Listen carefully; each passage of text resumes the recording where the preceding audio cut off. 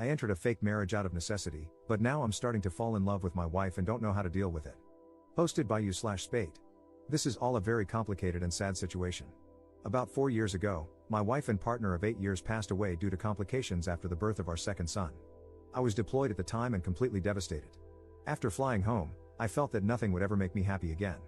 My sons are great, now 6 and 4, but overwhelming, so I asked a sister of one of my Marine buddies, Cass, to help out. She had been friends with my wife, but not close friends, and she agreed in exchange for a place to stay. At the time, Cass was only 20 years old and in quite a bit of debt due to her extremely abusive ex-boyfriend, whom she had finally left about 3 months earlier. During the first few weeks of her helping out with the boys, she asked to borrow money to see a doctor due to shaking hands. She had no insurance. I happily obliged. She was an angel, doing all the cooking and cleaning and keeping my young family together. It turned out that she had developed some sort of neurological disorder, probably brought on by repeated abuse. At the time, it seemed simple. I had good insurance, she needed healthcare, I never thought I'd be able to move on from my wife, and she was afraid of intimacy. I agreed that I would marry her but keep our relationship platonic.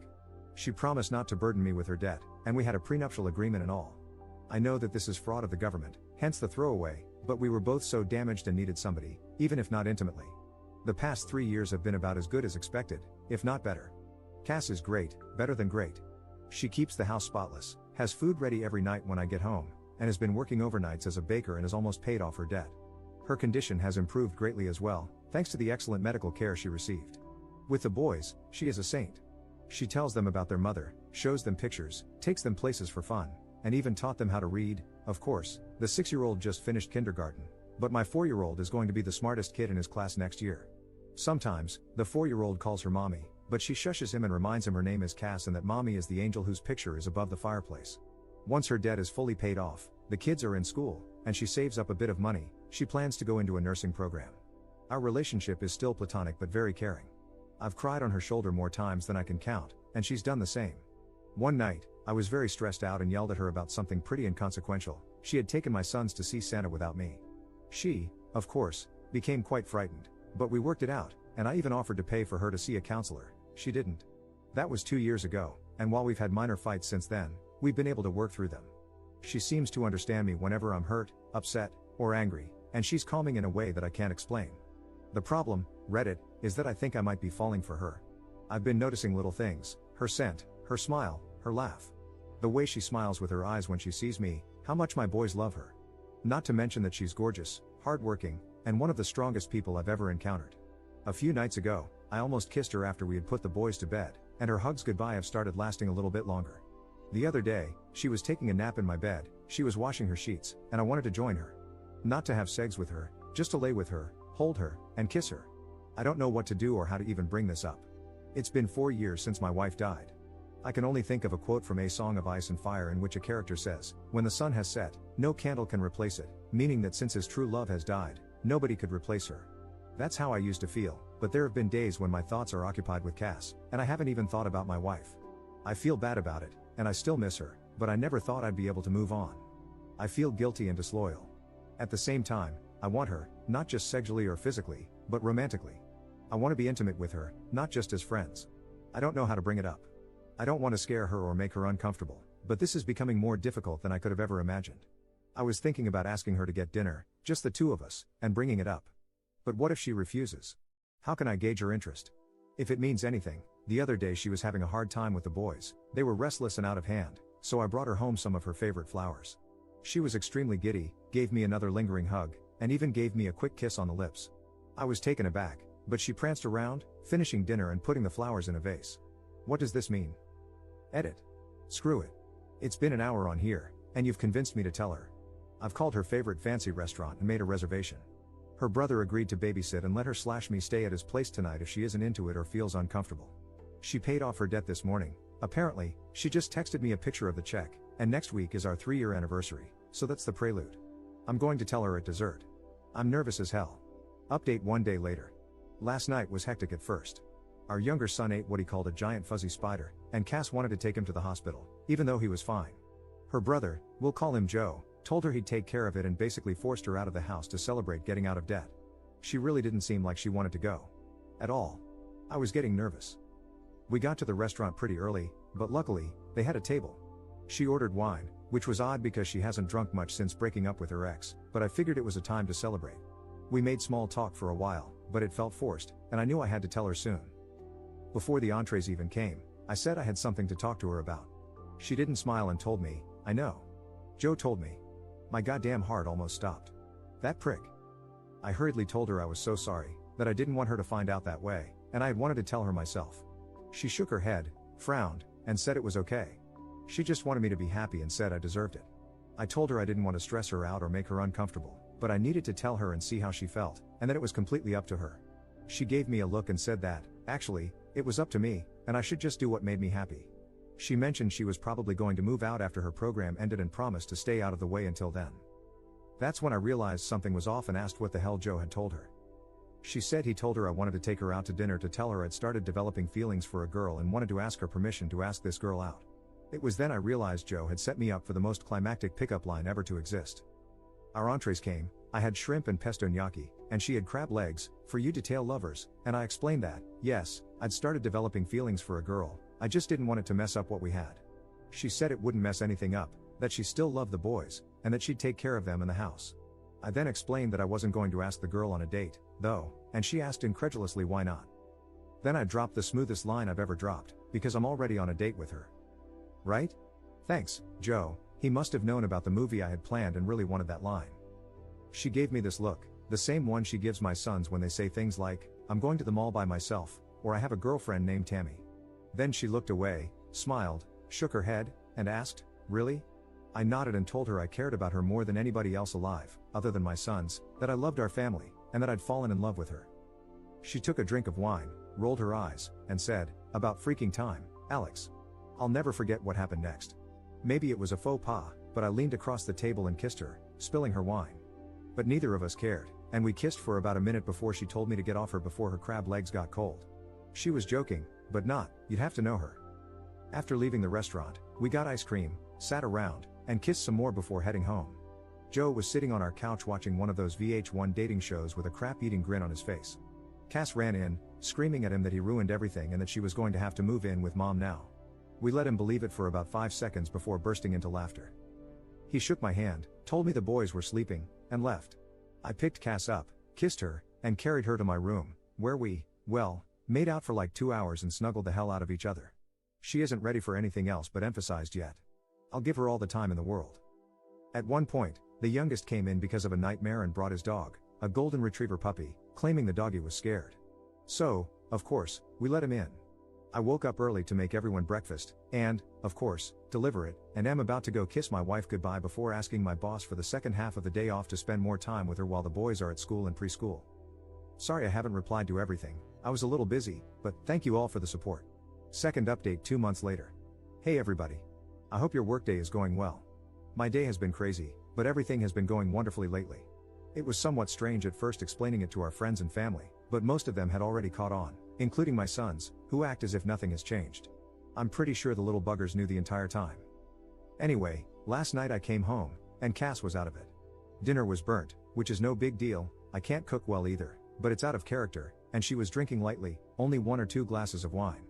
I asked her what was wrong, obviously concerned, and she told me that her ex-boyfriend, 30M, got parole last week.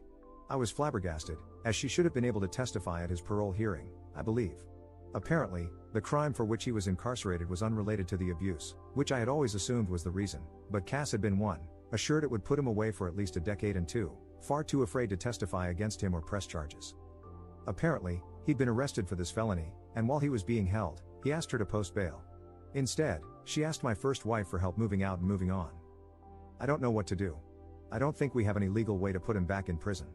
She knows she should have gone to the police and feels guilt-ridden and upset about it now. I know she's going to be safe because if he tries to contact her, I'll take legal action to ensure he doesn't come near her. I've taken off work today, but I've promised that even when I go back, I'll have my buddies stopping by throughout the day. But I don't know how to make her feel safe. I've contacted my lawyer about filing a restraining order, and he said it shouldn't be too hard, but she's a mess. I just don't know how to make her believe that she's safe. I doubt this piece of crap will come around, but I know what I'll do if he tries. Third update 1 year 3 months later. Hey Reddit. First of all, I'd like to apologize for not keeping you guys updated. I've honestly just been pretty occupied with life lately. Last night, I had trouble sleeping. I was browsing the internet when an article about Reddit popped up, And I thought, I wonder how those nice people are doing. Then I signed in and realized that a lot of you really care about how my life is going with Cass. The answer is, pretty well now. Things got tough for a while when her ex was released from prison last year, though. She was so afraid that he'd contact her. Until he did. I remember that night like it was 5 minutes ago. Somebody rang our doorbell, and the oldest son answered. He asked for Cass. She told the boys to go upstairs, gave me a look, and I knew. But she didn't look scared. The crapstain apologized, begged for forgiveness, and asked for a second chance. She was so brave. I wanted to kill him, but she told him no and asked him to leave. He did, and he tried to contact her a few more times before we got an order of protection against him. Last I heard, he moved upstate to live with his dad or something. Around this time, her brother Joe also got into a really bad car accident and ended up having to move in with us for a while. He's a great guy and one of my best friends, so we didn't mind, but it was a stressful time. About 7 months ago, we finally, consummated our marriage, I guess you could say. The boys are doing great and are really happy. Cass got a pretty good job, although I think she's working too much overtime, and loves it. We're expecting our first child in February and couldn't be more excited. You could say that life is pretty good. Fourth update 7 months later. It's a girl. Sorry for not updating, it was a pretty rough pregnancy, and Cass has put her foot down about wanting more. I guess 3 is enough, but everything turned out great. Little Therese was 21 inches and 9 pounds at birth, and as bald as I am. She's way easier than the boys were, she hardly ever cries and is the most photogenic baby ever. Our youngest son is completely smitten and always tries to help, it's less cute than you'd think. Joe is also doing okay. His back is still bothering him, but he's dating a girl who actually went to my high school, 2 years younger than me, though. He's pretty happy with her, and we're all very happy for him. Other than new fatherhood, not much to update. I'm home watching the baby today while Cass is out, so I should be around for a while. Fifth update 9 years 9 months later. Hey guys, it's definitely been a minute. I ended up making another account a few years ago to follow things I'm interested in. Don't get me wrong, everyone was nice enough, but I kind of just wanted to start over with an account where nobody could easily find my life story, lol. I'd see this account pop up every few years and always think about updating, but there was either nothing huge to update anyone on, or I just wanted to step away from it, I guess. Sometimes it felt like my life was being overshadowed by this great love story that everyone thought represented every moment of my life. Then they made a movie, and no, I wasn't involved, didn't see it, and I'm not going to. I guess the happy updates are that we did end up having another baby, unplanned, but we love him so much.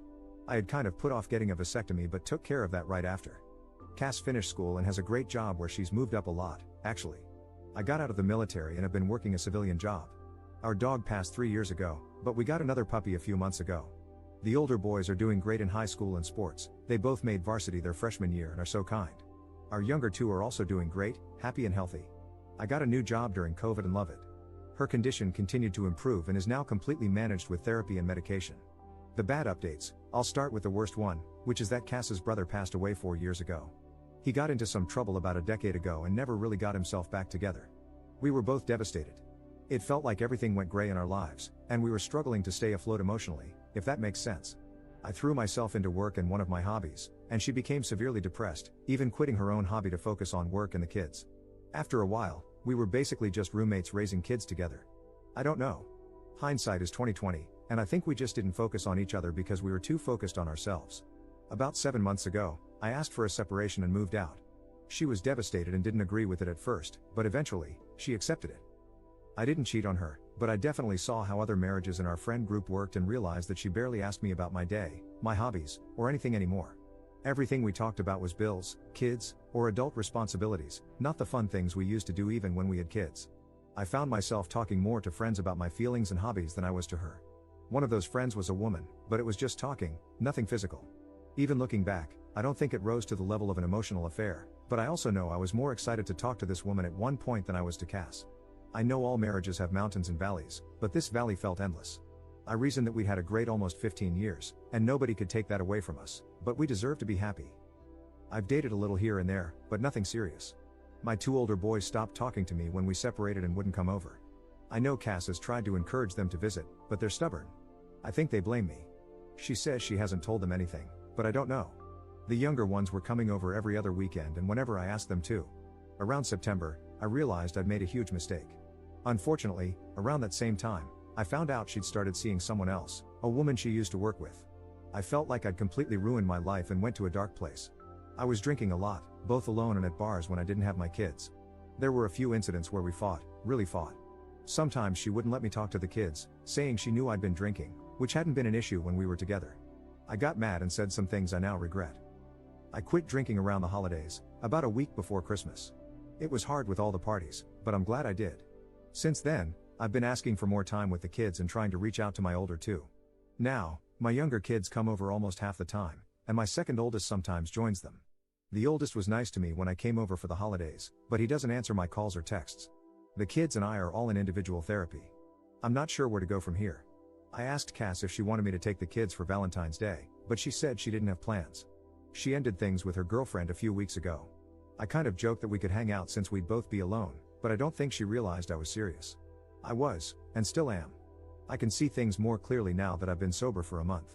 Not 100%, but I know I wasn't a full-blown alcoholic. Still, binge drinking is just as bad. I'll have 1 or 2 beers socially now, but no more, and I never drink alone. There's no alcohol in my apartment. The reason I don't know where to go from here is that she's so happy right now. She looks happier and seems happier than she was when we were together. Even though she and her girlfriend broke up, she's happy. I wonder if I was holding her down. A few months ago, she told me she wasn't interested in divorcing, or at least, she wasn't going to file. She said she'd appreciate a heads up if I did because she'd want to work with me. I don't want to get divorced. I don't want to be separated. I don't want to live in this stupid apartment anymore without my kids or my wife. I don't think it's an easy fix where I can just take her out to dinner and tell her how I feel. I've thought about asking her to join a therapy session with me, or even suggesting couples counseling, but every time I want to ask, I hesitate. I guess I'm afraid of her saying no. Now that she's single and I'm sober, I think she'd be more likely to say yes, but if she doesn't, I'd be crushed.